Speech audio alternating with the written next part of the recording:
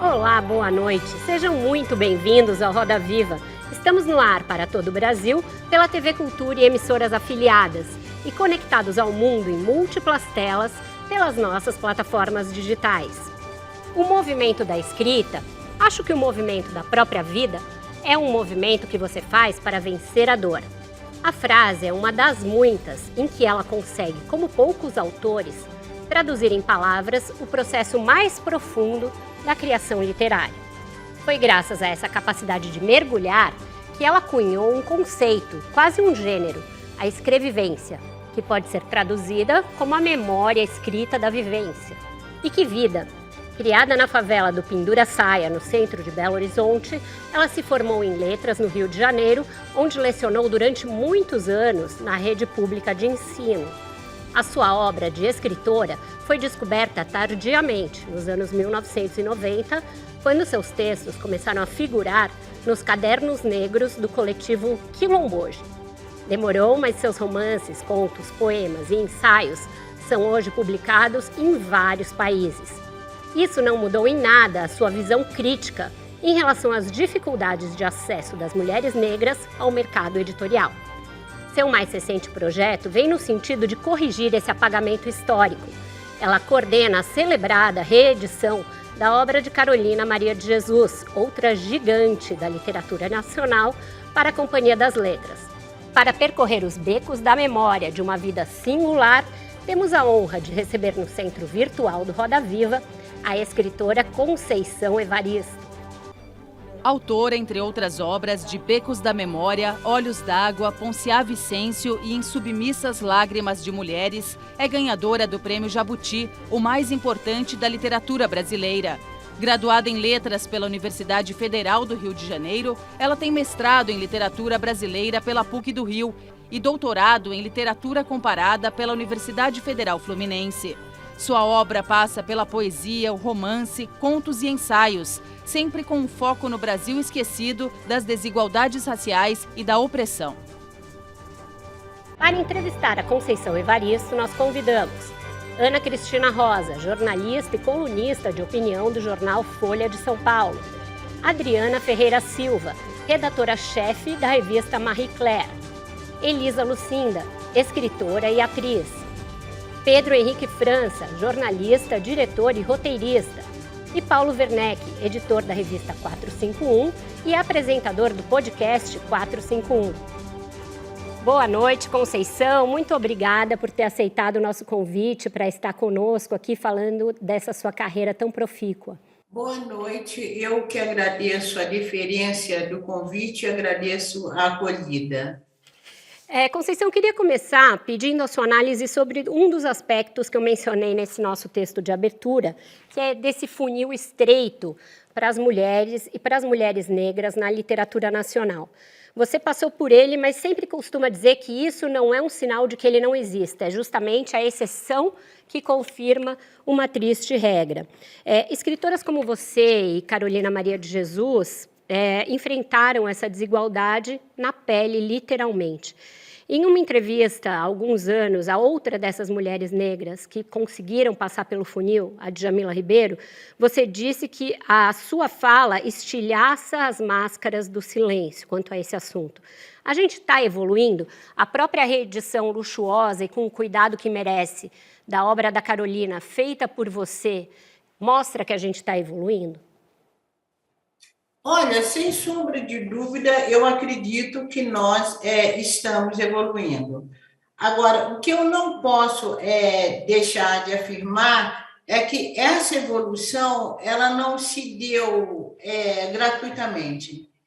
É preciso que nós, mulheres negras, em cada espaço que nós estejamos, é preciso sempre que a gente force essa passagem.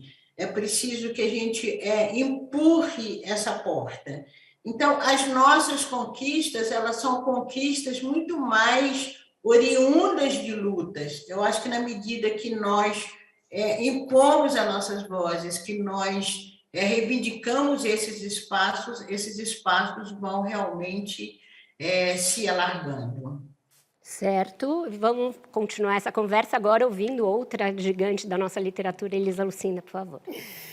Eu estava aqui pensando, não estou acostumada a escrever coisa para te perguntar, sabe? Porque nossas conversas sempre foram incríveis mesmo. Eu te conheço desde os Cadernos Negros e a Turma de São Paulo fez a minha cabeça muito no sentido desse lugar da nossa escrita para acordar, né? Você falou que as mulheres negras contavam histórias para a Casa Grande dormir e hoje a gente escreve para essa Casa Grande acordar. Infelizmente, ela perdura. Mas uma coisa que eu queria te perguntar, que eu acho, assim, muito um marco, assim, na sua literatura, é essa capacidade narrativa. O Shakespeare diz que os poetas são os melhores narradores, nem sei se você concorda. Mas você, eu que conheci muito primeiro a sua poesia, toda hora eu me vejo em lágrimas. Quase morri com aquela criança da Ponciá, com a Ponciá dentro da mãe, chorando. Imagina uma pessoa no ventre, a mãe está ouvindo um choro, é a criança dentro do ventre. Tem muita porrada audiovisual, sabe, no seu trabalho. Então, eu quero saber como é que você se sente como na sua prosa poética e que tipo de labor você acha que você faz com a língua, né, com tanta oralidade nela. E que mágica é essa? Que você escreve coisas que eu não tenho coragem, não. Olha, Elisa, sem sombra de dúvida, o meu labor, eu acho que ele é muito marcado pelo meu senso de observação. Eu gosto muito de assuntar a vida, né? De assuntar as coisas, de assuntar os acontecimentos. Eu tenho uma sede muito grande de perceber mesmo, né? Tem um poema meu, né? Esse olhar, né? De perceber o âmago das coisas. E essa busca pela profundidade dos acontecimentos, pelos motivos. Eu tenho uma amiga que ela fala comigo que ela não gosta de conversar comigo porque tudo eu pergunto por quê. Por quê? Eu quero saber os detalhes. E acho que escrever também, você tem que saber os detalhes, você tem que... E, no fundo, você tem que ir na alma da história. Então, eu acho que essa necessidade, essa busca minha de ir na alma da história, de ir na alma dos acontecimentos, de ir na alma das pessoas, né? E, de certa forma, também de revirar a minha própria alma e tentar, e aí fica... O aspecto mais difícil é tentar traduzir com palavras. Essa necessidade de ir na alma dos assuntos, de ir na alma das pessoas, né? De descobrir a essência, né? O núcleo dos acontecimentos, e que, de certa forma, você também buscar esse sentido das coisas. E aí chega um momento que essa busca ela se torna maior quando você tem que buscar as palavras. E aí você tem que buscar as palavras para traduzir o que você viu, para traduzir o que você sente, para traduzir o que você gostaria de comunicar. E essa busca da palavra, eu acho que ela te leva para esse exercício da literatura, né? Para esse exercício do dizer, do escrever, e aí é a parte mais difícil, né? É você encontrar a palavra exata, e, na verdade, a gente não encontra a palavra exata. A palavra exata, ela não dá conta do texto. E também, tendo essa consciência que a exata não dá conta do texto, você fica seduzida também pela oralidade, né? Porque a oralidade é o texto completo, né? A oralidade é o corpo, não é só a palavra. A Conceição está falando conosco direto da casa dela em Minas, onde ela está quarentenada, e a gente está ouvindo o galo cantar, literalmente, né, Conceição? É maravilhoso. Tem os galos aqui que... Maravilhoso. Ana Cristina, por favor, sua pergunta agora. Professora Conceição, prazer estar aqui com a senhora, entrevistando a senhora. Eu quero retomar um ponto da pergunta que foi feita pela Vera sobre a evolução, as conquistas nossas como mulheres negras, escritoras negras, e trazer o seu livro, Olhos d'Água. Em Olhos d'Água, a senhora tem muitas escritas fortes e que nos levam a reflexões. Eu, particularmente, fico muito tocada quando lembro de um dos seus contos, que é A Gente Combinamos de Não Morrer. Me cala muito fundo esse conto, porque nós, negros, somos vítimas preferenciais, né? Agora mesmo, essa semana, saíram os números do mapa da violência e, mais uma vez, a chance de uma pessoa negra morrer é 2,5 vezes, 2,6 vezes maior do que uma pessoa não negra. Mas o que eu queria trazer mesmo é que nesse conto, a senhora finaliza esse conto, você finaliza esse conto, professora, trazendo uma frase que é: escrever é uma maneira de sangrar. Então, o que eu gostaria de saber da senhora como escritora negra, o que representa para a senhora e para as mulheres negras o ato da escrita? Escrever para uma mulher negra é diferente de escrever para uma mulher branca? A escrita para uma mulher negra é um ato libertador, é uma transgressão? Olha, quando eu digo escrever é uma maneira de sangrar, para mim é mesmo, né? Tanto é que quando várias pessoas falam comigo, olha, eu chorei quando eu li determinados textos eu escrevo chorando, literalmente chorando, é uma dor. Eu acho que a Elisa Lucinda entende muito bem o que é isso. Há determinados textos que eu estou escrevendo, eu tenho que parar e tomar fôlego para poder continuar a escrita. Sim, eu acho que a escrita da mulher negra ela é diferente da escrita da mulher indígena, como a escrita de uma mulher cigana vai ser diferente da minha escrita, como a escrita da mulher indígena vai ser diferente da minha escrita, porque, olha, se a gente pensa que uma escrita ela vaza uma subjetividade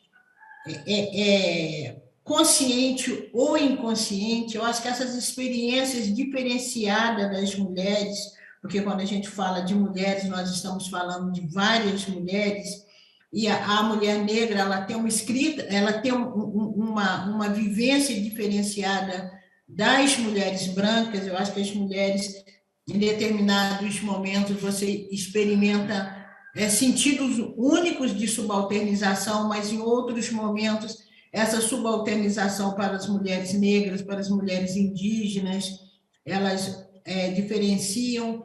Ora, se a escrita ela vaza essa subjetividade, sem sombra de dúvida, nós vamos ter escritas diferentes. Isso eu não tenho a menor dúvida de afirmar que e acho que, inclusive, isso é tão interessante que, por exemplo, um texto de Geni Guimarães, ele dialoga com muito mais potência, por exemplo, com o texto de Teresa Cárdenas, que é uma escritora afro-cubana, ou com o texto de Toni Morrison, que são 3 mulheres negras, do que muitas vezes com o texto de uma outra escritora branca produzida aqui no Brasil.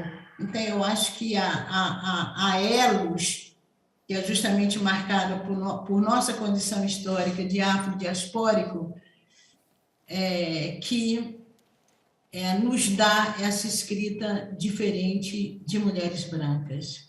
Mas a escrita a senhora considera também um ato de resistência? Desculpa, só para...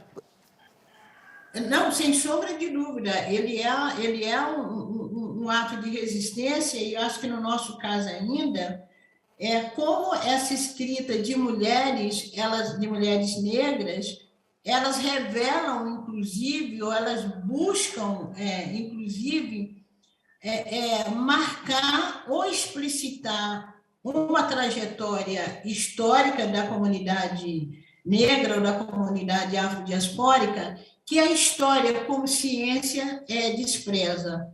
Então, eu vejo essa escrita como um ato de resistência e, inclusive, como um ato de fundação, de nossa fundação como pessoas, como sujeitos na nacionalidade brasileira. Eu acho que a Perfeito. literatura nos coloca muito mais dentro da nacionalidade brasileira do que a própria ciência histórica. Agora sim, por favor, Pedro, a sua pergunta. Conceição, prazer estar aqui com você de novo. Em 2018, você foi protagonista de uma campanha jamais vista na história da Academia Brasileira de Letras. Uma instituição fundada em 1897, que até então não tinha nenhuma escritora negra entre os imortais. Mesmo com uma campanha popular que mobilizou tanta gente, você teve apenas um voto dos 35 possíveis. Você me disse, numa ocasião, que faria um livro sobre isso. Queria saber se esse projeto segue e o que esse episódio diz sobre a literatura brasileira e sobre a academia. Pedro, que bom também te reencontrar. Que bom.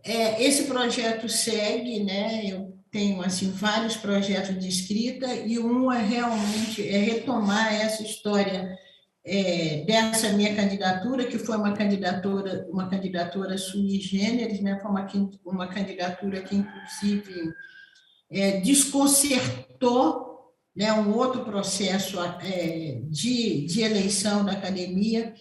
É uma candidatura que apesar de eu ter tido um voto somente, mas eu me considerei vitoriosa, porque eu tenho dito que o importante não é você ser a primeira ou o primeiro, o importante é você abrir caminhos. E hoje, quando eu vejo, né, tem aí uma campanha que nós temos o Daniel Munduruku, que é um sujeito indígena, e outros candidatos também. Então, eu acho que essa candidatura ela abriu a perspectiva, né, ela abriu o desejo de outras candidaturas. Agora, o que eu vejo? Né? Eu vejo a academia como uma instituição que é realmente uma instituição brasileira. Vários espaços brasileiros são espaços que vedados, né, ao sujeito negro, vedados ao sujeito gay, vedados às mulheres. Então, a academia ela é um reflexo da sociedade brasileira. Infelizmente, apesar de termos, inclusive, pessoas lá conscientes, mas a academia ela é um reflexo da sociedade brasileira, né? Infelizmente, ela representa uma literatura que ainda não dá conta da identidade brasileira. Enquanto a academia não for múltipla, nós não temos uma literatura que dê conta de uma identidade brasileira. Isso é bem importante. Por favor, Adriana, a sua pergunta. Olá, Conceição, que prazer imenso estar aqui conversando com você, uma honra. Queria voltar no tema da oralidade. A senhora costuma dizer que não nasceu rodeada de livros, mas sim das palavras, e que a experiência da oralidade foi sua primeira formação literária. E aí, às vezes a senhora usa como exemplo uma fala da sua mãe, que é "Vó Rita dormia embolada com ela", que é justamente uma das frases que está ali na abertura do livro Becos da Memória. Eu queria que a senhora falasse sobre esse hábito de contação de histórias da sua família e o caminho que, a partir dele, a levou aos livros e à literatura. Bom, eu tenho, inclusive, uma satisfação e um orgulho muito grande, né, quando eu afirmo que eu não nasci rodeada de livros, eu nasci rodeada de palavras. Eu não tenho a menor dúvida que a minha competência para escrita, ela foi forjada, ela foi formada nas oportunidades que eu tive de escuta. Escutar, para mim, ele foi assim, essencial. Eu me lembro também, uma vez eu escutando Elisa Lucinda dizendo do encantamento dela pelas palavras, né? Então, esse encantamento pelas palavras, pelo som da palavra, pelo significado da palavra, isso está na base do meu texto, está na base do meu texto.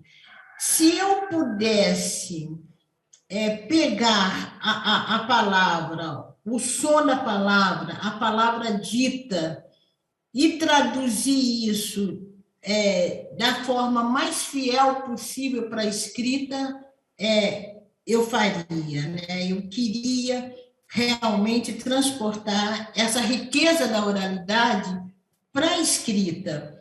Mas a oralidade, justamente, a oralidade tem isso que a escrita não tem, que é o corpo, né? É o gesto, é o olhar, é o movimento. Então, ser criado no meio disso tudo, né? Dessa contação de história. Meu tio contava história que, quando o personagem morria, meu tio se jogava no chão. Tem um gesto da minha mãe, um gesto que está ligado à oralidade, que eu gostaria muito de traduzir.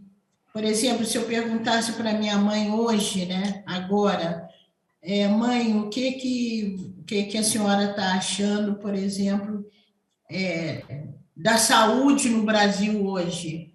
Ela simplesmente responderia assim, Olha, como traduzir isso para a escrita? E o que ela disse aí? Ela disse nesse coisa que nós levaríamos hora para tentar traduzir isso em discurso. Então, ter essa experiência com a oralidade, para mim, foi muito significativa. E eu não quero perder isso, né? E quero transportar isso para a escrita o mais possível, né? Paulo, por favor, sua pergunta. Conceição, tudo bem? Uma grande honra estar aqui podendo conversar com você, muito obrigado. E eu queria fazer uma pergunta relacionada à pergunta feita pela Adriana. Eu queria saber quando é que então quando é que essa oralidade se torna texto, né? Quando é que a senhora, como é que é o seu processo de criação do ponto de vista mais material mesmo? A senhora, ele nasce como fala, ou a senhora já vai escrevendo, ou, enfim, como funciona isso? E o que é, a Vera falou no começo, na abertura, sobre a escrevivência, né? Que é esse conceito tão importante que a senhora desenvolveu. Se a senhora pudesse sintetizar o que é a escrevivência, para o público aqui. Primeiro, o meu texto, ele nasce muito de ficar matutando o texto, de ficar pensando no texto. Eu sou muito lenta, né? Eu sou uma pessoa lenta e a idade está me deixando mais lenta ainda. Então, eu fico tempos com o texto na cabeça. Uma palavra, às vezes, que eu escuto, ela pode me gerar um texto. Uma música que eu escuto pode me gerar um texto. Mas, normalmente, o que me gera o texto são lembranças e são imagens, são fatos, é aquilo que eu ouço, né? Eu digo que o escritor e a escritora, na verdade, nós somos um grande fofoqueiros. A gente escuta, eu adoro ficar escutando histórias, às vezes as pessoas me contam uma história, eu começo a me contar, no meio da contação eu já estou elaborando um texto. E muitas vezes eu pergunto, você já escreveu isso? Escreve, porque senão daqui a pouco eu escrevo.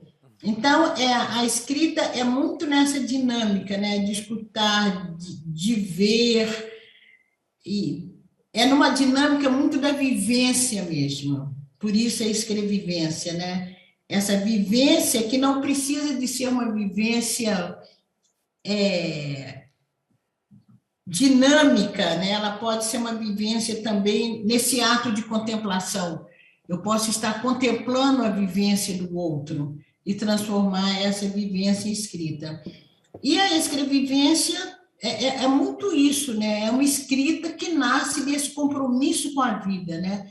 Desse compromisso com a vivência, tanto a vivência sua, a vivência em termos individuais, como a vivência do outro, né? É nesse desejo de captar mesmo essa dinâmica da vida, né? Esse fluir que está o tempo todo, né? O tempo todo a vida está fluindo, né? Do meu lado, está fluindo em mim, está fluindo na minha frente, está fluindo nas notícias, está fluindo nos contatos, está fluindo no próprio isolamento também. Então, essa perseguição da vida para transformar essa vida em escrita, né? Maravilhoso. Com isso, então, a gente fecha esse primeiro bloco, essa nossa primeira parte da vivência com a Conceição Evaristo. Vai para um breve intervalo e volta já já com mais conversa.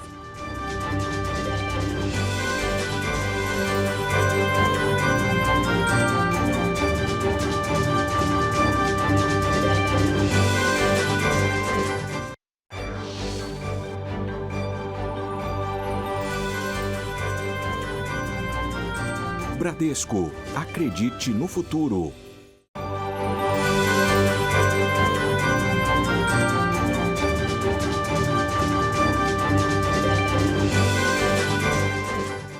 Estamos de volta com o Roda Viva com Conceição Evaristo. Conceição, o seu mais recente projeto é o relançamento da obra completa da Carolina Maria de Jesus e, diante do lançamento das primeiras obras, já se instaurou uma polêmica a respeito do texto, né? Acho que a gente continua aqui falando dessa coisa da forma oral e a forma escrita. Eu queria saber como se deu a discussão em torno de se preservar ou não o português do modo como a Carolina escrevia, qual foi a sua opinião como coordenadora a esse respeito e como você vê as duas correntes que se digladiam nesse debate. A que acha que corrigir o português seria uma forma de respeito à Carolina e tratá-la como outros escritores são tratados, e a que vê o respeito à sintaxe dela, o que talvez a Lélia Gonçalves tenha chamado de pretuguês, um respeito aí sim à vida dela e ao fato de que ela veio de um lugar de exclusão do ensino formal e que isso precisa estar presente na obra porque faz parte também dela como escritora.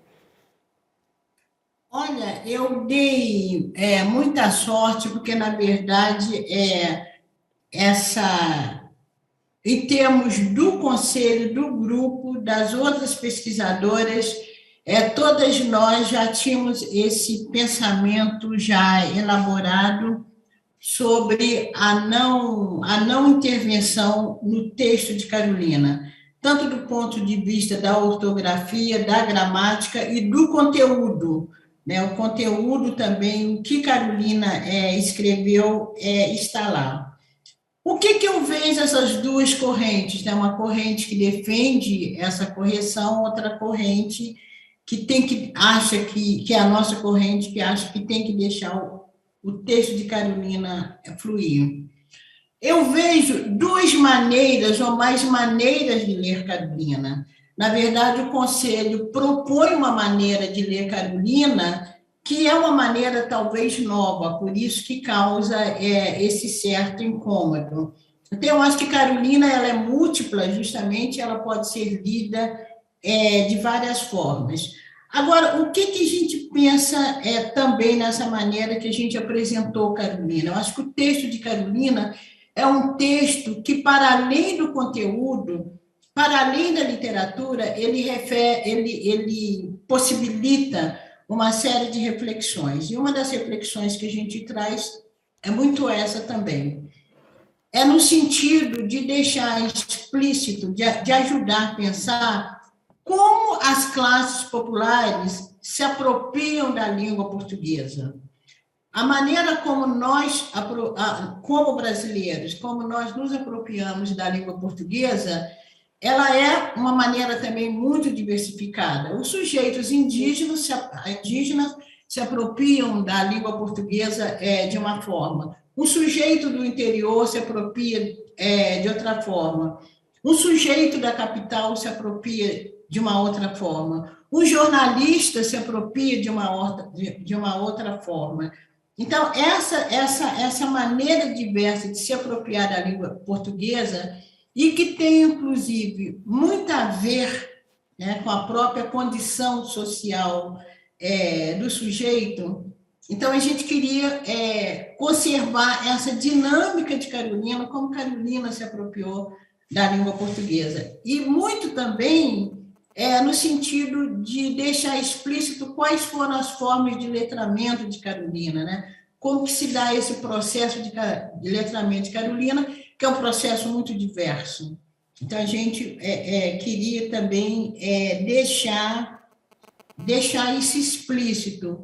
O texto vem acompanhado, também está no site da companhia, de um texto para professores, como que professores podem trabalhar com esse texto, né? Indicando, é um texto que, inclusive, oferece uma série de reflexões, e uma das reflexões também nós podemos pensar no preconceito linguístico, né? E se a gente fala, inclusive, numa diversidade, eu acho que essa diversidade linguística também ela tem que ser valorizada, né? Ela tem de ser reconhecida, não como um sinal de menos, mas como uma possibilidade de registros diferentes de uma mesma língua. E aí fica aí, né? Quem conseguir ir por esse caminho, vá por esse caminho. Quem não conseguir, continua lendo Carolina da maneira que acha mais lógico, que acha mais viável, né? E uma outra questão que para a gente é um ponto de reflexão também é porque nós não partimos do conceito de erro. Porque se a gente parte do conceito de erro, então nós vamos pensar em correção. Nós não partimos desse princípio, nós partimos de princípios que são registros diferenciados. E esses registros diferenciados, eles podem existir. Ótimo. Né? Então, por isso que a gente não fala em erro, não fala em padrão, não fala em agramaticalidade, né? Porque algumas pessoas estão dizendo também que o texto é um texto agramático. Nós preferimos pensar que é um texto que lida com a gramática, né? Que se realiza, que se atualiza numa gramática do cotidiano. Da mesma maneira que Guimarães Rosa é respeitado por sua gramática própria. Gramática invencionista e tão popular. Mas nesse caso é neologismo, né? Daí não é... Não é só neologismo. Não.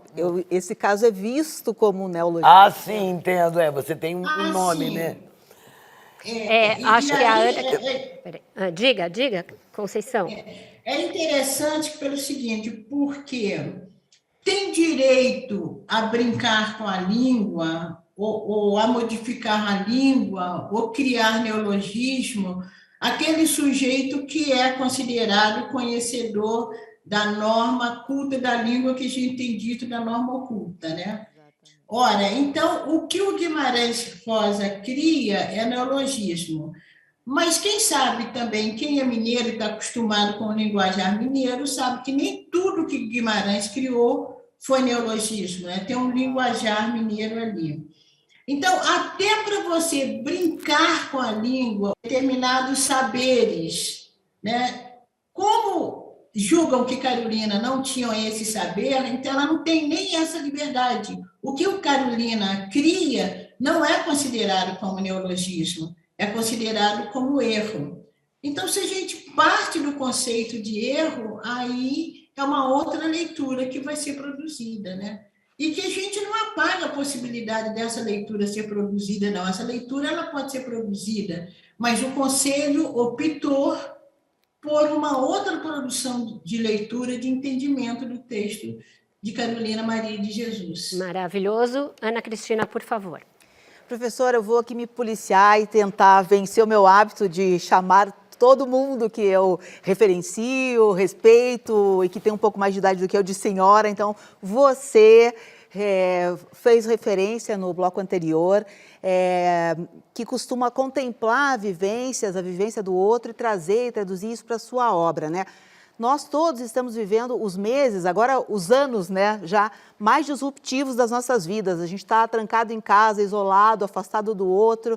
Como é que está sendo para a senhora, para você, para a sua produção literária, traduzir o outro à distância? Olha, primeiro que foi, né, e é muito difícil lidar nessa distância, me traduzir nessa distância. A primeira tradução que eu tive de mim nesse período é que eu era uma pessoa velha. Eu não sabia que eu era uma pessoa velha, né? Então, saber que eu pertencia ao grupo de risco, que eu era uma das pessoas fadadas a pegar o coronavírus e morrer, isso para mim foi muito difícil. E traduzir a pessoa nessa distância, tem até um conto que eu já fiz, Não Me Deixe Morrer o Sono Profundo, acho que foi para a revista Piauí, alguma coisa assim, acho que foi para a revista Piauí, que é justamente o relacionamento de uma velha com uma menina jovem, enquanto todo mundo achava que a velha iria pegar o coronavírus, quem pegou foi a menina, mas que sobrevive também. E aí eu entro com os mitos afro-brasileiros, com o mito de Nanã, e pronto. Mas, sem sombra de dúvida, é um momento muito difícil, é um momento, se a gente não se cuidar, pelo menos para mim, é um momento difícil, um momento que você cai numa infertilidade, mas eu acho que é um momento também para descobrir até que ponto também a nossa relação com o outro, fora da pandemia, era realmente uma relação tão profunda, né? Eu acho que a gente sente muita saudade, muita falta de estar com o outro, isso, sem sombra de dúvida, para quem gosta de observar a vida, isso me faz falta, mas não é só isso, né? Eu acho que a gente descobre também outras maneiras de estar com o outro, e talvez um momento que a gente precise, né, de uma certa introspecção para descobrir novas formas de relacionamento e valorizar também novas formas de relacionamento e valorizar, de certa forma, um certo vazio que a gente já vivia, ou uma certa futilidade nas relações, né? Muitas vezes você estava na rua, você estava com o outro, mas até que ponto você estava realmente com o outro? Sim, Elisa, por favor. Eu estava aqui pensando que sobre esse assunto da língua, a África, por exemplo, toda é bilíngue, né? A gente, cadê a nossa língua mãe? Onde que está? Sobraram palavras de Ibirapuera, Copacabana, mas cadê a nossa língua mãe? Então, eu acho que você dá conta de construir com a sua escrita, essa você chama de memória inventada, essa ocupação das nossas lacunas históricas.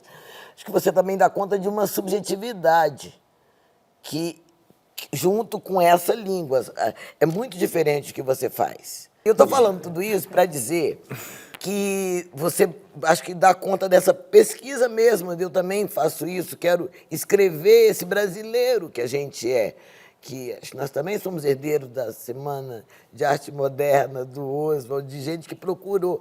E agora, quando a gente escreve, esse povo está falando. Mas tem uma coisa que me intriga. No caso de Carolina Maria de Jesus, no seu caso, essa marcação dessa coisa trágica, assim, não trágica, mas social, catadora de papel, que é uma coisa que essa nossa exposição não vai marcar, né? É a exposição do Instituto Moreira Salles, da qual nós somos conselheiras. E tem uma coisa que me chama a atenção. Você, né, foi doméstica. Eu sinto que tem um olhar que me parece... Será que é um fetiche colonialista, colonizador? Sem sombra de dúvida, Elisa. Eu acho que é um fetiche, sim. É uma situação assim inusitada, e eu acho que uma das leituras que a gente está tentando fazer de Carolina é tirar Carolina não ser vista somente como essa mulher que veio da favela, que escreveu Quarto de Despejo. Há muito tempo eu venho insistindo que a fome que Carolina falava no Quarto de Despejo não era só uma fome física, e como também, né, o fato de eu ter vindo de uma favela, eu me lembro que quando eu fui para uma Flip, tinha uma manchete que saiu mais ou menos assim, da favela para a Flip. Então parece que eu tinha levantado o voo, né, saí da favela do Cruzeiro e caí em Paraty. Então, eu acho que há todo esse aspecto que cria, né, essa diferença, né? Essa diferença, há um desejo de criar um outro olhar sobre essa diferença, mas acaba sempre caindo no lugar comum. E aí também eu acho que reside um perigo, porque quando você coloca os sujeitos que veio dessas experiências sociais subalternizados, e esses sujeitos passam a ocupar outros lugares, quando você se prende muito a isso, você corre um risco, você cria esse discurso da exceção, esquecendo que a exceção ela simplesmente confirma uma regra, então há outro sujeito por essas situações, então, em vez de perguntar o que causa essas situações, ficam muito focados na história da exceção. E toda vez que você coloca também o sujeito no lugar de exceção, você desliga esse sujeito dos seus grupos de origem. Então, o sujeito está lá, o grupo de origem está numa distância, então o grupo de origem é improdutivo. Aquele sujeito produziu, né? Mas o grupo de origem é improdutivo. Então, eu acho isso perigoso, porque esse discurso, essa visão também pode cair no discurso da meritocracia. Está vendo? Estudou, trabalhou, não sei o que tem, conseguiu. Né? Então, eu acho esse discurso, e eu tenho muito medo desse discurso, de colarem esse discurso a mim, entende? Está vendo? Se estudar, se esforçar, consegue. Mentira, eu conheço uma série de pessoas que estudam, que esforçam e continuam sendo cerceadas. Sim. Pedro, por favor. Conceição, você disse numa entrevista uma vez que seu grande desejo era que a sua escrita chegasse às pessoas que te inspiram. Só que isso só seria possível se os livros e os outros bens culturais estivessem disponíveis para todas as pessoas. Queria saber quem tem te inspirado, quem tem te emocionado e como fazer para tirar a arte, os bens culturais, desse lugar do privilégio. Quais são os mecanismos que a gente pode pensar para tirar a arte desse lugar do privilégio? Olha, pensando no caso de livros, eu acho que a primeira coisa que a gente tem, eu acho, como políticas públicas, eu acho que a gente tem que ter uma política de produção mesmo, uma política de produção, de distribuição de livros, né? O que foi muito perigoso quando discutiu-se a taxação sobre livros, então dizia, não, pode aumentar-se o preço do livro, porque quem lê é quem tem dinheiro. Quer dizer, é muito perigoso isso, porque se livros continuam sendo caros, vão continuar lendo as pessoas que têm dinheiro. Isso não ajuda em nada. Então, eu acho uma política de publicação, uma política de distribuição, e os primeiros lugares tem que ser a escola pública, tem que ser a educação, porque muitas crianças, a maioria das crianças das classes populares, elas vão ter contato com o livro quando eles chegam na escola pública. Então, eu acho que o primeiro foco é a educação. Eu acho que a educação ela tinha de ser municiada. Eu não estou nem falando em salário de professores, formação de professores, não estou falando nada disso. Eu estou falando em material didático, eu estou falando no livro, né? Então, eu acho que tem que ter uma política de publicação de autores os mais diversos possíveis, as bibliotecas, nas bibliotecas públicas também, eu acho que uma política de incentivo às bibliotecas públicas, às bibliotecas comunitárias. Eu trabalhei 2 anos, né, dando treinamento para dinamizadores de leitura, então as bibliotecas comunitárias também elas têm uma importância muito grande na chegada desse material, na chegada do livro, e pensar, né, sempre esses bens, os bens culturais, eles não podem ser de pertença só de determinadas classes sociais. Eu acho que nós temos de pensar no cinema, no teatro, no livro, na dança, né? Tudo que for... Os produtos culturais eles têm que ser realmente democratizados. E isso vai muito de uma política pública, né? Eu acho que uma política pública de saneamento básico, como uma política pública de alimentação, uma política pública de saúde e uma política pública de produtos culturais. Paulo, por favor. Acho que... Faltou você falar quem tem te inspirado. Ah, sim, quem tem me inspirado. Na atualidade? Pode ser. Dessa nova geração.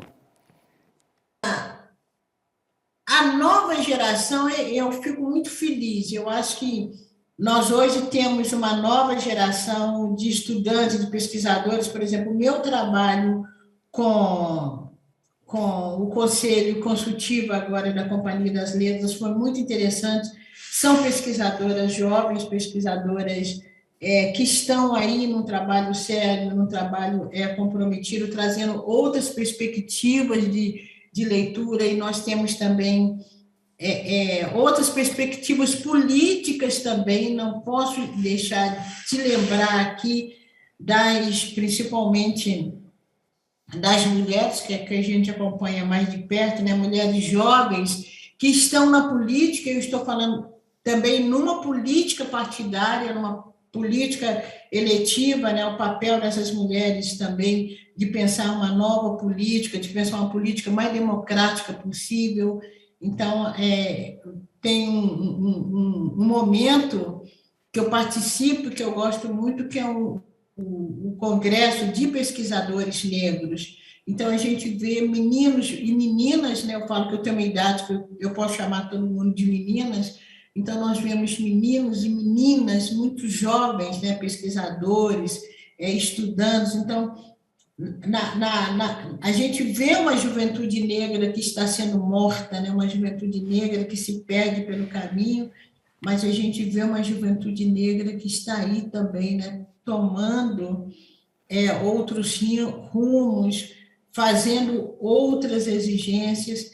Então, a juventude me inspira muito, muito. A juventude me inspira muito. E contando também as mulheres mais jovens, né? Lélia Gonzalez foi uma mulher muito inspiradora, Beatriz Nascimento, Helena Teodoro, que está aí viva, Sueli Carneiro, que é minha contemporânea.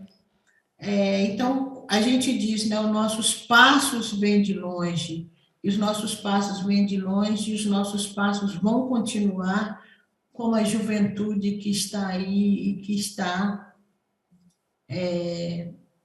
pegando o bastão e levando adiante. Então, nos meus 74 anos, que eu vou completar 75, a vida está me dando a oportunidade de ver os frutos dos nossos trabalhos e ver uma juventude aí. E, sem sombra de dúvida, não, a muito próxima pessoa que me inspirou muito foram as mulheres de minha família, né? Minha mãe, com 98 anos, minha tia, que me criou, né? Mulheres que, cumprindo, né, a vida inteira funções subalternizadas, mas foram essas mulheres que me colocaram aqui. Com isso, então, a gente encerra esse bloco. Eu volto com a Adriana e o Paulo depois do intervalo. Já, já.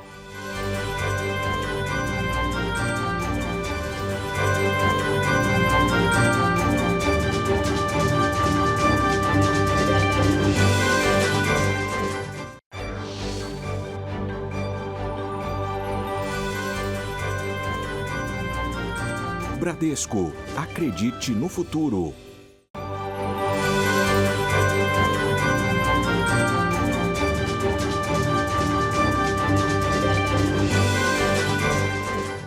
Estamos de volta com o Roda Viva, com Conceição Evaristo, e a pergunta agora é do Paulo Werneck. Paulo, por favor.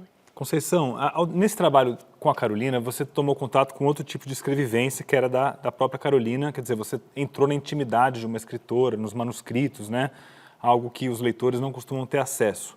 Eu queria perguntar para você o que foi ter contato com esse trabalho e também perguntar um pouco a respeito dessa relação, dessa crítica que houve também agora na ocasião do lançamento, em relação ao papel do Audálio Dantas, que foi, enfim, uma figura importante na vida da Carolina, que ajudou, teve ali uma relação editorial com ela, e isso deu origem essa relação deu origem ao Quarto de Despejo, tal como conhecemos hoje, e que depois da publicação, amigos do Audálio, a própria família, ficou incomodada um pouco com a maneira como ele foi retratado. Eu queria perguntar para a senhora se o Audálio também não faz parte dessa vivência da Carolina, enfim, é uma história que está dentro dessa grande história e se a sua avaliação mudou depois de ouvir essas críticas da família e dos amigos do Audálio.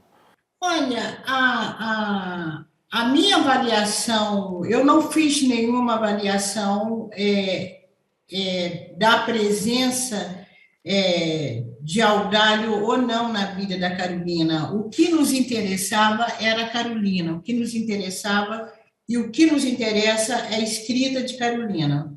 Agora, para quem ficou curioso ou para quem tem alguma dúvida em relação ao Audálio, Carolina e coisa e tal, vá ao texto de Carolina.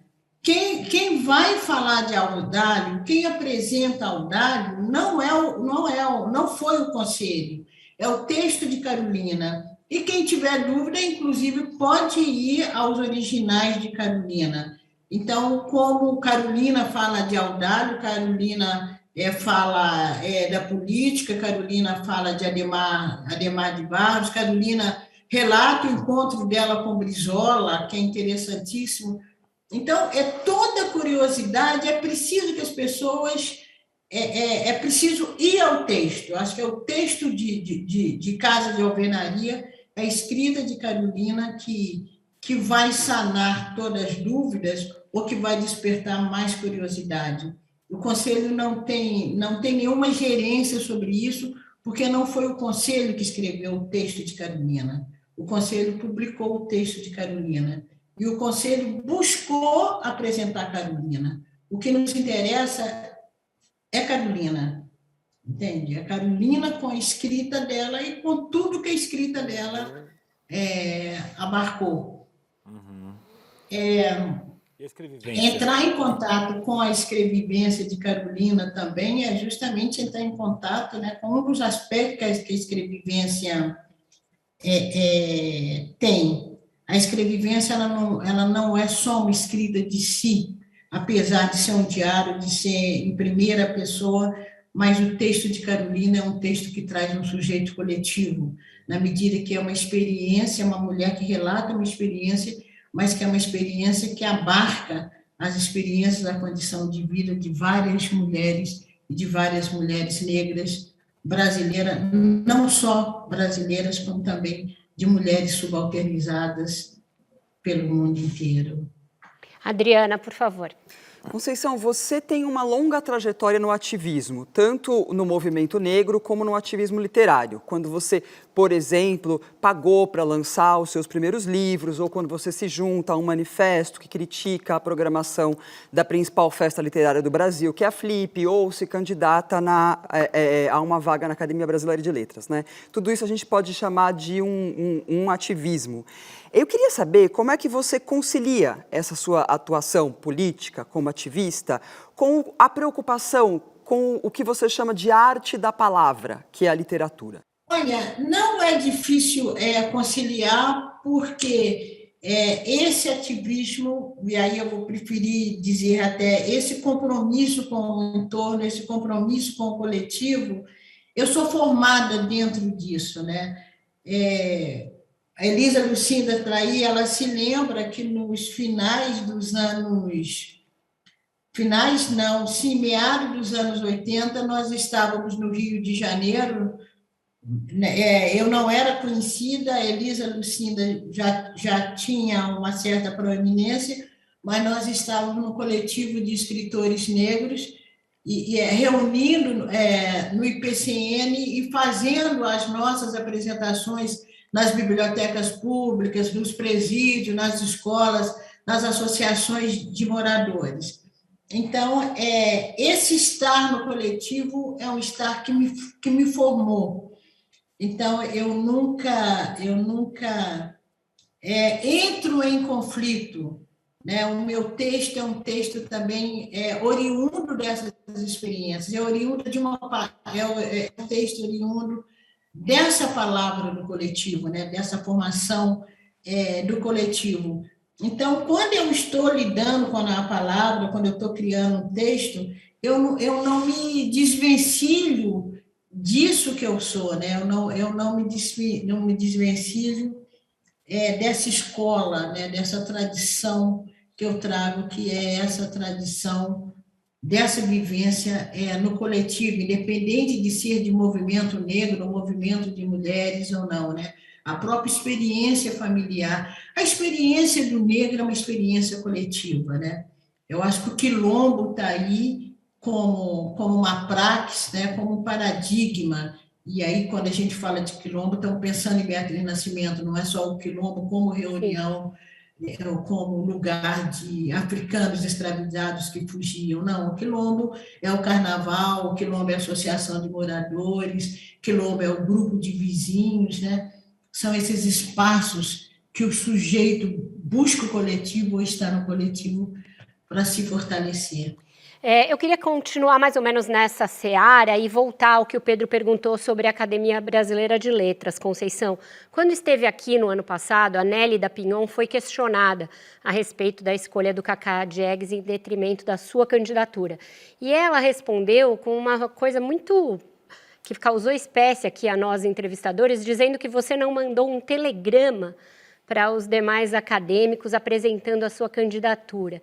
Eu pergunto, esses rapapés que cercam a Academia Brasileira de Letras explicam em alguma parte, ou em grande parte, a seu ver, o fato dela estar tão dissociada hoje, tão aparteada das grandes discussões sobre democracia, sobre educação, sobre retrocessos na cultura, retrocessos nos direitos, esse lugar ali num Olimpo, com os fardões, ainda cabe esse lugar numa sociedade tão moderna, contemporânea e tão desigual quanto a brasileira?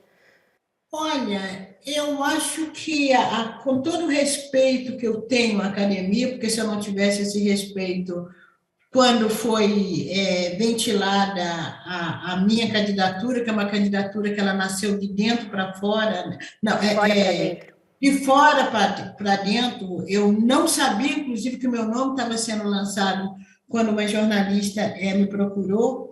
Se eu não respeitasse a academia, eu dizia não, né? Então, eu respeito a academia, mas a academia tem que tomar cuidado, porque senão ela perde o bonde da história, né? Eu acho que a história hoje, o próprio pensamento hoje, a intelectualidade brasileira, a maneira de fazer política hoje, também tudo hoje tem que ser renovado, senão fica para trás. Agora, realmente eu não mandei telegrama, eu mandei uma carta de candidatura e outras medidas que parece que são necessárias, eu não tive nem tempo, também eu desprezei, porque eu acho a apresentação tem que ser a obra. Claro. Eu acho que a apresentação tem que ser a obra. Fora disso, eu não vejo outra maneira de se candidatar. Você pensa em se candidatar novamente, Conceição? Não, eu acho, não sei ainda, não sei. Algumas pessoas acham, eu não sei, eu não tenho uma resposta fechada sobre isso. Eu acho que, como da primeira vez, a academia não aceitaria, acho que nem aceitaria a minha candidatura. Então, eu prefiro pensar que outras mulheres negras, outros homens negros, sujeitos indígenas, o mais variado possível, né? Eu acho que outras literaturas, outras representações literárias mais variadas possível deveriam se candidatar. Eu acho que o que eu tinha de fazer eu já fiz, eu acho que a minha candidatura abriu perspectiva, leva a academia a pensar, eu acho que a academia pensou, porque tem pessoas ali bastante sensíveis, né? E pensar talvez em novas formas de candidatura, né? Eu acho que sim. Talvez esses rapapéis não sejam muito, diga e depois muito eu passo úteis, né, ou necessários. Nesse episódio da academia, você recebeu contatos de algum acadêmico? Você não teve um voto, mas alguém te mandou algum e-mail ou te procurou para manifestar algum tipo de solidariedade, procurar a conversa? Não, teve um dos candidatos que eu mandei, disse que estava candidatando, a pessoa me respondeu, foi muito sincera, falou, olha, eu não vou me comprometer com você porque eu já estou comprometido com fulano. aí não quis, foi muito sincero. Uma outra pessoa candidata também, num dado momento, a gente se encontrou casualmente, não tinha nada a ver, casualmente, e aí outras pessoas que estavam por perto quiseram tirar fotos, tiraram foto, e essa pessoa me pediu, não publica essa foto. Eu entendi que não era para publicar, porque se eu publicasse, poderia dar a impressão que essa pessoa tivesse comprometida comigo. Um outro candidato também, quando soube, uma outra candidata, não, outra pessoa acadêmica também, quando soube, perguntou à minha assessora, mas para que ela vai se candidatar? Para que ela vai se candidatar? E uma outra pessoa também, essa era uma pessoa candidata, na Flip, teve uma atitude bastante ostensiva comigo, dizendo para mim, mas quem que a senhora conhece lá na academia? Eu conheço fulano, ciclano, ciclano, ciclano, ciclano. Eu falei, bom, eu não conheço ninguém. Então, teve essas coisas assim, mas... não sei nem não consigo nem fazer uma avaliação direito, né? Quer dizer, a avaliação que eu faço é o seguinte, a minha candidatura incomodou. Sim. Ana. Muito, né? Minha candidatura incomodou. Ana Cristina, por favor. Professora, falando em incômodo, né, e retomando um pouco a questão da sua atuação nos movimentos sociais negros, a sua presença, a sua importância, né, nessa atuação como sujeito coletivo, desde que eu me entendo por gente, nunca se falou tanto, se publicou tanto, se debateu tanto sobre a questão racial no Brasil, tão abertamente, né? Ao mesmo tempo, também, nunca as pessoas se sentiram tão à vontade para falar barbaridades e para fazer barbaridades. E eu entendo que não seja só porque agora todo mundo tem um celular e filma e vai para as redes sociais. Acho que as pessoas realmente estão externalizando mais o seu preconceito atualmente. Nós somos um país de maioria autodeclarada negra, preta e parda, né? Esse movimento de hoje se discutir racismo estrutural, de se falar em preconceito, de se escrever sobre isso, a senhora atribui a quê? Ao maior acesso de pessoas negras à universidade, a um maior número de pesquisadores negros, a uma maior conscientização? A senhora acha que esse processo de resistência mais consciente se deve a quê, professora? Olha, eu não sei, eu acredito muito que o fato de hoje mais pessoas negras estarem em espaço de disputa com os brancos, isso faz com que a questão racial ela seja mais falada, né? mais demonstrada, mais discutida. Eu acho que hoje nós negros incomodamos muito mais, né? A nossa presença hoje ela se tornou muito mais marcante, né? Hoje nós reclamamos por uma maior visibilidade. Então, se determinados espaços a presença do negro não incomodava tanto, ou se o branco poderia passar sem ser tão incomodado, hoje o espaço de disputa ele é maior, né? Ele é maior. E acredito muito também nesse processo de amadurecimento que vem se dando, né? Nesse processo de presença de uma juventude negra. Eu acho que essa juventude negra, ela hoje marca espaço nas faculdades, ela marca espaço na política, ela marca espaço nos corpos docentes das universidades, e, sem sombra de dúvida, a 10/639, ela veio muito, né, fortificar isso.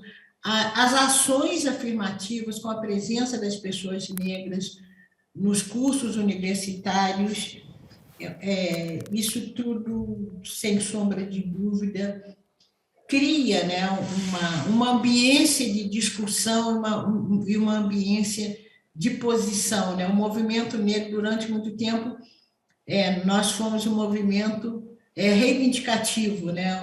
ou de denúncia. Mais do que nunca, hoje, ele é um movimento propositivo, né? A gente propôs e cobra. Certo? Desculpa, Elisa, desculpa te interromper, mas eu preciso sair para um intervalo. Eu volto com você justamente, e aí você emenda a conversa a partir daí. Não sai daí.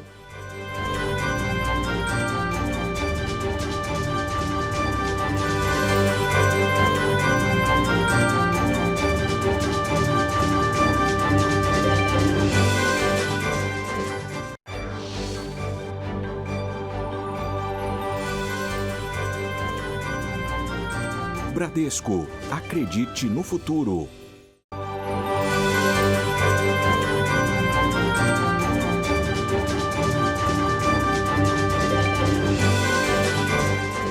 Estamos de volta para o quarto bloco da nossa roda de conversa com a Conceição Evaristo, e quem pega daqui é a Elisa Lucinda. Elisa, por favor.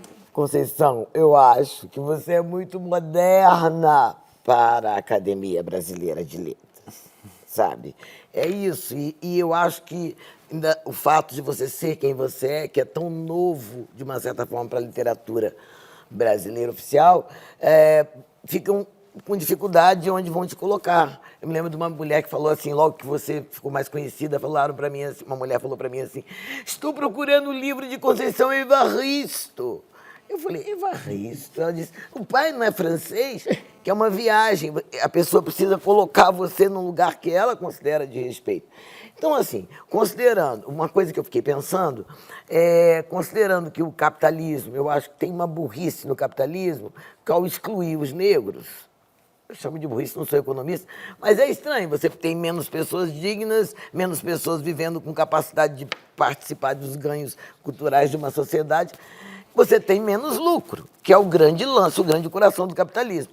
Fora os negros bem-sucedidos que não são atendidos nos shoppings, não são pessoas que podem comprar no imaginário do vendedor, do comerciante brasileiro.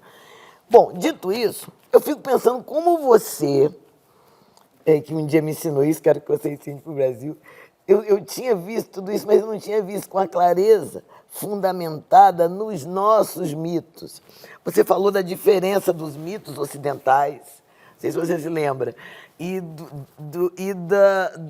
dos nossos, né? A filosofia africana, a filosofia indígena, né? Eu sinto que me faltam esses fundamentos na gestão do mundo. Eu queria que você pudesse falar um pouco dessa diferença. Não sei se você se lembra dessa conversa nossa. Você fala que o nosso mito não volta, não foi expulso do paraíso.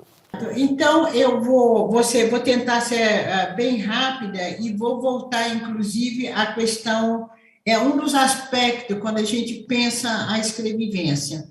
Ora, quando pensamos a escrevivência, muitas pessoas perguntam, olha, a escrevivência, ela seria uma escrita de si, ela seria uma escrita ego, ela seria uma ficção de si, e ela seria uma escrita narcísica. E o que a gente tem dito para pensar a escrevivência, aproveitando os nossos mitos? Uma escrita narcísica, ela tem como modelo, ela tem como parâmetro, ela tem como suporte para análise, pensar no mito de Narciso, né? O sujeito que se perde diante da própria beleza. A escrevivência, ela se distancia, por exemplo, desse mito Narciso. Preferimos pensar a escrevivência a partir de mitos afro-brasileiros ou africanos primeiro. O espelho de Narciso não reflete o nosso rosto. A beleza negra, ela nunca foi reconhecida, ela é reconhecida a partir de um movimento nosso de autoestima. Então, o mito de Narciso não reflete o nosso rosto. Olha, como ler a escrevivência a partir de mitos afro-brasileiros? Vamos pensar no espelho de Oxum e no espelho de Iemanjá. O espelho de Oxum é aquele espelho que revela a beleza negra, que me coloca, né, minha autodignidade, me faz reconhecer como bela, mas não. E aí a gente parte para outro espelho. Nós vamos para o espelho de Iemanjá, que é o espelho que acolhe a comunidade. Iemanjá é aquela que cria, né, aquela que cuida. Então, nesse sentido, a escrevivência, se você lê escrevivência a partir de mitos afro-brasileiros, você não pode pensar a escrevivência como uma escrita narcísica, porque ela não é a história de um sujeito, ela é a história, ela reflete a história de uma coletividade. Conceição, eu vou passar para o Pedro, mas eu queria só aproveitar um introito da fala da Elisa sobre essa pessoa que falou da Conceição Evaristo, para lembrar que você disse uma vez que você teve muito mais reconhecimento no Brasil depois do seu livro Becos da Memória ter sido publicado em francês. Não é perverso que a validação de um escritor brasileiro, de uma escritora negra brasileira, tenha de vir de fora para dentro? Bom, sem sombra de dúvida, muito perversa. Em 2000 não, em 94, foi em 94, eu estava ainda no mestrado na PUC, teve um seminário na Áustria, e esse seminário foi Nelly de Pion, não foi, parece que naquele momento ela estava sumindo na academia, mas Marina Colassante, João Ubaldo Ribeiro e 4 escritores negros, Curti de São Paulo, Miriam Alves de São Paulo, Geni Guimarães de São Paulo e eu residindo no Rio de Janeiro. Nós fomos para um seminário em Viena, ficamos nos mesmos hotéis, fizemos as mesmas mesas, participamos das mesmas atividades. Quando nós voltamos, a imprensa não deu uma nota a respeito desses 4 escritores negros. E falou, né, desse seminário e coisa e tal, que estava Colassante, que estava o falecido João Ubaldo Ribeiro. Então, isso eu estou falando em 94, isso foi em 94 ou 95, que foi até a minha primeira viagem internacional. Então, foi preciso ir fazendo o nosso nome lá fora para poder... E um dos grandes momentos, né, foi justamente o Salão do Livro de Paris, quando eu apareci no Salão do Livro de Paris. Antes, Poncia Vicêncio já tinha sido publicado em inglês. Aliás, atualmente, Poncia Vicêncio e Beco da Memória os 2 livros estão publicados em árabe. Então, foi preciso realmente um reconhecimento fora do Brasil para depois ser mais reconhecida, né? Desculpa, Conceição, é francês, inglês? O Beco está em francês, inglês, árabe, espanhol? São 5 idiomas, não são? 5, né? É bom que o Brasil... Beco da Memória está em francês, inglês e árabe. Poncia Vicêncio, inglês, francês e árabe. E os 2 livros estão também no preelo para espanhol. Certo. Pedro, por favor. Conceição, ano que vem a lei de cotas raciais completa 10 anos. Uma lei que quebrou a lógica de gerações de famílias negras que não chegavam à universidade. E, de novo, a gente já começa a ter um debate que remonta um pouco ao debate lá de trás, quando a lei estava sendo discutida. Na ocasião, pessoas que fizeram obras sobre pessoas negras e se colocavam como vozes progressistas, se diziam contrárias à lei de cotas raciais. Queria te perguntar, caberia dizer aqui que esse é um exemplo de pacto narcísico da branquitude? E quais são os limites e possibilidades dessa aliança nessa luta antirracista, nesse momento que a gente discute tanto reconhecimento de privilégios? Pois é, Pedro, você falou uma frase que a gente tem pensado muito, né? Aliás, não é uma frase, mas uma posição de determinados brancos, que é justamente esse pacto narcísico, né? entre os brancos. E uma vez eu falei isso, eu sei que algumas pessoas ficam chateadas mesmo, né? Até porque soa como uma frase agressiva, né? Mas quando eu falo que a intelectualidade brasileira é burra, porque no sentido de ter de estudar, de ter determinadas linhas de pensamento, e a gente tem mágoa com muitos intelectuais brasileiros que, inclusive, fizeram as suas carreiras acadêmicas estudando a questão do negro e foram os primeiros a votarem, né, contra as cotas raciais. Algumas dessas pessoas revisaram as suas atitudes, mas eu não sei se elas vieram publicamente revisar as suas atitudes. E também não... artistas que a gente ama de paixão, como se diz também nesse pacto da branquitude, né, nesse pacto narcísico, foram contra as cotas raciais. Eu acredito muito, e eu tenho tido contatos, né, nós temos experiência com pessoas brancas que são realmente comprometidas com a luta racial, porque a questão do negro, a gente tem repetido isso, a questão do negro, a questão indígena, não é para os sujeitos que já são penalizados resolver, é uma questão da nação brasileira. Então, estar nas lutas indígenas, estar nas lutas negras, estar nas lutas contra a homofobia, estar na luta contra o machismo, não são as pessoas que já são vítimas dessas situações, pelo contrário, são aquelas pessoas que são responsáveis por essa situação. Então, eu acredito em sujeitos, homens e mulheres, que possam estar conosco, mas eu sei que esse pacto narcísico entre os brancos, no momento que as pessoas não querem perder os seus privilégios, as pessoas esquecem tudo que elas falaram, entende? E aí tem atitudes completamente contraditórias na hora da prática, né? Entre a teoria e a prática, entre o estudo e a ação política verídica, há um longo caminho a percorrer. Adriana?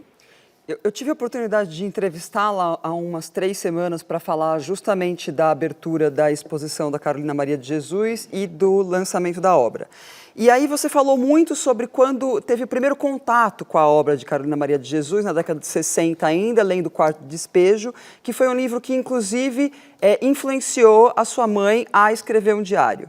E aí eu descobri recentemente que a senhora também era apaixonada por Anne Frank, que gostava muito de Anne Frank, né? São os diários de Anne Frank. Queria saber se você escreve diários e se a gente vai ter a chance de ler os diários de Conceição Evaristo em breve. Não, eu escrevi diário na minha juventude, teve um momento que eu escrevi diário, sim, depois perdi. Às vezes eu penso de escrever, algumas pessoas brincam comigo, por que eu não faço uma autobiografia? Eu acho muito narcisismo da pessoa fazer uma autobiografia, achar que a vida dela pode interessar para todo mundo, então eu vou deixar uma autobiografia. Mas as pessoas têm falado muito, aí eu falo, talvez quando eu estiver bem velhinha, aí talvez eu escreva uma autobiografia. Um livro de memórias, né, Conceição? Porque você tem a memória como um produto muito grande, né? Isso. É um livro de memória, talvez eu escreva. Mas não tenho nenhum diário, não tenho nenhum livro de memória escrito não, mas eu gosto de diário, certo. Eu gosto dessa ideia. Então vamos cultivar essa ideia e a gente volta já para o último bloco com a Ana e o Paulo. Até já.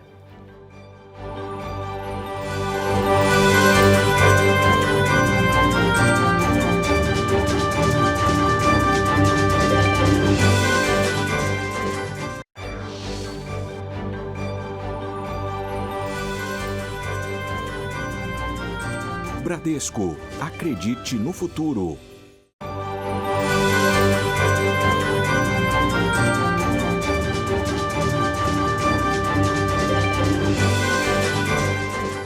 Estamos de volta para este, que é o 5º bloco da nossa entrevista, e a pergunta agora é da Ana Cristina Rosa. Ana, por favor.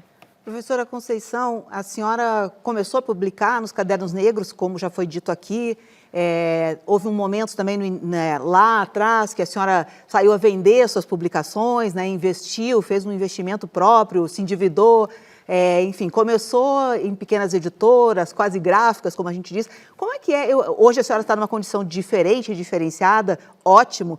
Eu queria saber da senhora como é que foi esse momento, como é esse momento de transição, principalmente para uma escritora negra. Eu imagino que estar numa pequena editora deve trazer uma certa comodidade, porque dá mais autonomia, mas ao mesmo tempo muita insegurança e muita instabilidade, né? Então eu queria saber como é que são esses dois momentos, essa coisa de ter um pouco mais de autonomia, mas ter muita insegurança financeiramente falando, muita instabilidade financeira, e como é que é essa transição para uma editora maior e as vantagens que isso traz em termos até de promoção e de marketing, né? Na verdade, a editora maior que eu estou hoje, né, poderia dizer que é uma editora grande em relação às editoras com que eu venho publicando até hoje, que foi a editora Masa, a editora Manê, daqui do Rio de Janeiro, e a editora Nandiala, de Minas Gerais. Fora disso, eu estou na editora Palas, né, que eu também chego nessa editora quando o Ministério da Cultura abre um projeto para escritores negros, e a editora Palas apresenta meu nome, apresenta o nome do falecido Joel Rufino e de mais 3 escritores, ganha esse projeto, e então eu passei a publicar com a Palas. Fora as editoras negras, até hoje eu publico. Fora as editoras negras, eu só venho publicando com a Palas hoje. Sem sombra de dúvida, faz uma diferença muito grande. A Palas tem um outro sistema de distribuição. A Palas ganhou essa concorrência desses PNL. Como? PNLD. Eu sempre confundo. PNLD. Então, a Palas ganhou essa concorrência. Claro que para uma editora maior também, uma editora mais conhecida também é mais fácil. Então, há uma diferença, sem sombra de dúvida, é uma diferença na possibilidade de venda de livros, na possibilidade de receber direitos autorais. Dá para perceber isso. Agora, contudo, por exemplo, eu tenho um livro infantil que a própria Palas já se interessou em publicar. A Palas está me esperando com mais de 2 livros, mas é uma das coisas, para mim, é uma questão também ideológica, uma questão de postura. Eu posso estar publicando com a melhor editora do mundo, mas eu não vou deixar de publicar com as editoras pequenas, que foram as editoras que me abriram passagem. Se eu tiver de editar com uma editora grande e tiver de ser exclusiva dessa editora e deixar essas outras com as quais eu comecei, eu não deixo. Paulo? Muito bem, essa é uma posição importante no mercado de livros do Brasil hoje em dia. Eu queria perguntar para a senhora, amanhã, no dia seguinte à transmissão dessa entrevista, é 7 de setembro. E, enfim, é uma grande confusão que está acontecendo no Brasil. No ano que vem nós temos o bicentenário da independência, o centenário da Semana de Arte Moderna, os 10 anos da lei de cotas, como o Pedro lembrou. E eu queria saber como é que a senhora está vendo, que Brasil é esse que a gente vai, que independência é essa que a gente está celebrando, como é que a senhora vê esse nacionalismo que está aflorando no Brasil dessa maneira? Enfim, como é que vai ser o seu 7 de setembro? Bom, o meu 7 de setembro, né, o 7 de setembro, para muitos de nós, mais uma vez, ele vai ser um 7 de setembro muito mais de desejos, muito mais de esperança, mesclado a um desespero, porque por mais que a gente tenha esperança, nós temos um desespero, né? Por mais que você tenha uma utopia, você vive também num tempo de distopia, mas somos teimosos, né? Eu acho que uma das experiências que os povos dominados passam historicamente é essa experiência da teima, né? Eu gosto muito de pensar, inclusive, na postura quilombola, né? Um africano escravizado e seus descendentes, quando eles fugiam para o quilombo, eles não tinham certeza nenhuma se conseguiriam a liberdade. Pelo contrário, eles se tornavam mais vulneráveis porque eles eram sujeitos que estavam fugindo da escravidão. Então, os povos dominados, as classes dominadas, sem sombra de dúvida, nós vivemos um período muito difícil, um período em que as dificuldades se avolumaram, mas nada é novidade para a gente. Entende? Até que ponto os sujeitos negros, sujeitos dominados, até que ponto a nossa história como afro-brasileiros foram histórias de comunidades que experimentaram a plena liberdade.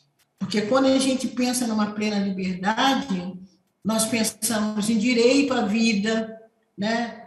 E esse direito à vida, ele abarca realmente uma amplitude de possibilidades muito grande. Então, até que ponto a Lei Áurea não foi um engodo, né, na medida que teve uma Lei Áurea, mas não teve uma reforma agrária. Então, muito do que a gente vive hoje, sem sombra de dúvida, é um processo que acirrou, mas essa luta, essa resistência, essa falta de oportunidade, essa vida ceivada, essa esperança que é muito mais teimosia do que certeza, nós não vivemos muito novidade, não. Pedro, por favor. Conceição, no final do ano passado o aborto foi legalizado na Argentina. A gente sabe que ele continua ilegal aqui no Brasil, que muitas mulheres morrem todos os anos de tentativas de abortos ilegais, uma grande parcela dessas mulheres negras. E na ocasião em que a gente se encontrou, você me trouxe uma perspectiva muito inédita sobre esse tema. Queria saber de você, se essa perspectiva continua, e se ela continua, que você trouxesse ela aqui para a gente, que foi uma visão que me atravessou bastante. Talvez, Pedro, você esteja falando justamente do que marca, né, inclusive, muito uma diferença de um discurso feminista de mulheres brancas, de mulheres de classe média, de mulheres pobres, né, de mulheres negras. Não sei se é isso que você está falando, mas, por exemplo, quando mulheres brancas e mulheres de classe média, elas reivindicam o aborto, né, e há toda um discurso, uma política que esse corpo é meu, né, o meu corpo, eu que vou decidir o momento exato que eu quero uma gravidez ou que eu vou interromper uma gravidez, né, essa política do corpo. O que eu pergunto é o seguinte: até que ponto para as mulheres negras, quando elas reivindicam o aborto, se elas estão reivindicando a partir do fundamento de uma política de corpo, né? Até que ponto essas mulheres fazem esse discurso, ou até que ponto essas mulheres podem fazer esse discurso afirmando como donas do corpo, ou se elas também não têm outras motivações, né? Até que ponto uma mulher pobre e uma mulher negra, né, uma mulher negra pobre, ela quer fazer o aborto porque ela quer se afirmar com o corpo dela, ou ela quer fazer um aborto porque ela sabe que ela não vai dar conta de um filho, porque ela sabe que ela tem mais uma boca para alimentar, né? Quais são os motivos que levam uma mulher negra e pobre, ou uma mulher pobre a desejar um aborto? Será que são os mesmos motivos, né, de uma mulher branca que já tem certeza, de uma mulher rica que já tem certeza que o corpo é dela e que ela faz daquele corpo, que ela enfrenta uma gravidez no momento que ela quer ou não? Ou se outras questões estão impostas ali, né, estão colocadas ali e que nem se transformam em discurso, né? É simplesmente: eu vou ter mais um filho, como é que eu vou cuidar desse filho? Elisa? E as mulheres brancas, ricas, continuam fazendo seus abortos nas suas clínicas. Na verdade, a escravização é isso, né? Você não tem direito ao seu corpo. Eu queria dizer uma coisa. Meu filho, Juliano Gomes, me deu uma informação ontem que eu não sabia, desculpe se foi ignorante, eu não sabia que o Albert Camus era argelino. Ele era da Argélia. Sabe? Isso fez uma diferença, porque tem uma coisa, embora ele seja considerado nihilista, eu acho que ele tem uma proposta, mesmo na Peste, que eu estou relendo, uma proposta de ternura. Eu sinto que tem uma ternura na sua poética, que é também dona da sua prosa, muito grande, muito muito forte. Então eu queria falar um poema que eu acho que é o poema seu, que quando eu comecei a ler, eu comecei a chorar a primeira vez. Eu nem tenho coragem de falar de cor, que eu tenho medo de errar, uma colinha, mas ele é rápido, mas assim, é um poema para mim, é a fundação de toda a sua obra. Depois disso, eu queria que você respondesse para a gente, nesse momento que a gente está se reconhecendo, o Brasil está, olha, meu Deus, eu sou racista. Os intelectuais brancos estão descobrindo o déficit na sua formação, né? Não estudou História Universal, faltou um pedaço, faltou um grande pedaço. Né? Então, todos nós que tivemos esse estudo eurocêntricos, sofremos desse déficit. Então, eu queria que você respondesse qual é a diferença entre quilombo e gueto. Mas e eu sou do seu quilombo, tá? Estamos aqui aquilombadas, né? Eu queria ler esse poema, falar esse poema que eu amo, que eu acho que é a sua estirpe. O cuidado de minha poesia aprendi foi de mãe, mulher de pôr reparo nas coisas e de assuntar a vida. A brandura de minha fala, na violência dos meus ditos, ganhei de mãe. Mulher prende dizeres fecundados na boca do mundo. Foi de mãe todo o meu tesouro, veio dela todo o meu ganho. Mulher sapiência e abá, do fogo tirava água, do pranto criava consolo. Foi de mãe esse meio riso dado para esconder a alegria inteira. E essa fé desconfiada, pois quando se anda descalço, cada dedo olha a estrada. Foi mãe que me dissegou para os cantos milagreiros da vida, apontando-me o fogo disfarçado em cinzas e a agulha do tempo movendo no palheiro. Foi mãe que me fez sentir as flores amassadas debaixo das pedras, os corpos vazios rente às calçadas, e me ensinou, eu insisto, foi ela, a fazer da palavra artifício, arte e ofício da minha fala, do meu canto, da minha fala. Eis a dama Conceição Evaristo. Obrigada. Bom, esse pensamento que eu trago quando a gente pensa em quilombo, quando a gente pensa em gueto, é um pensamento também que eu aprendi com Miriam Alves, que é uma escritora afro-brasileira, né, inclusive de São Paulo.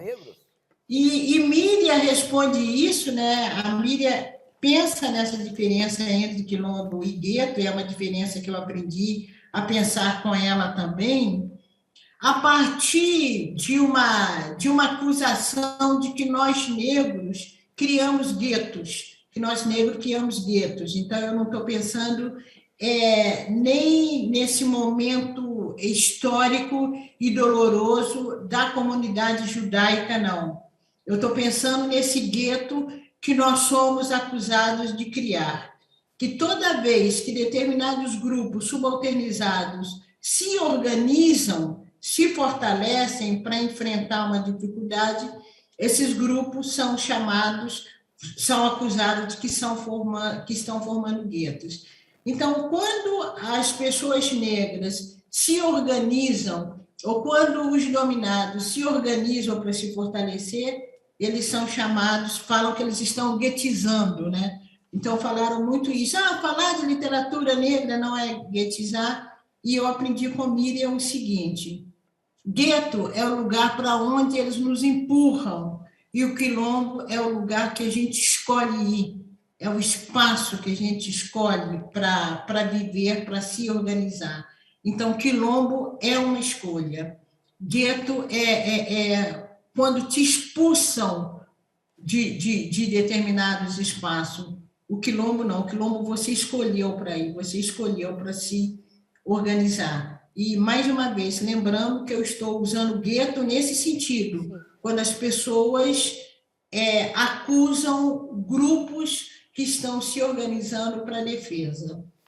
Conceição, muito obrigada. Obrigada por essa aula que você nos deu hoje e por dividir a sua história com a gente. Eu que agradeço a deferência, agradeço essa possibilidade de estar com vocês, essa possibilidade de me fazer escutar também.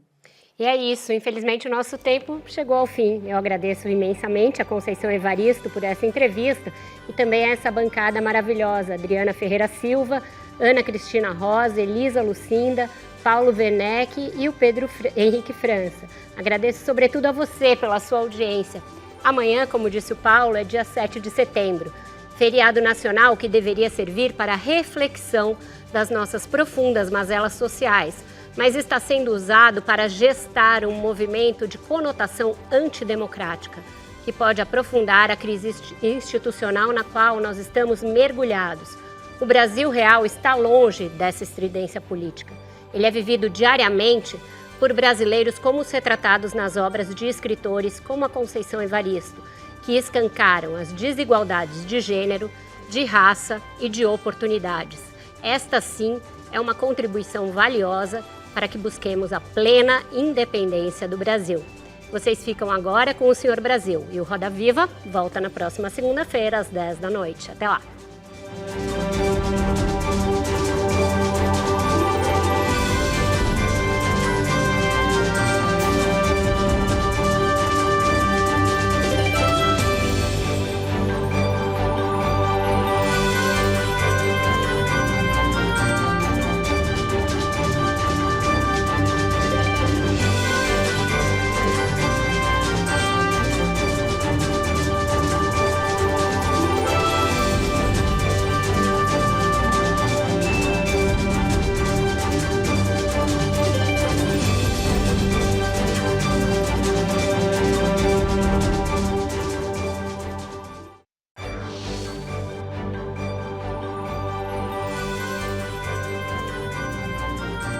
Bradesco, acredite no futuro.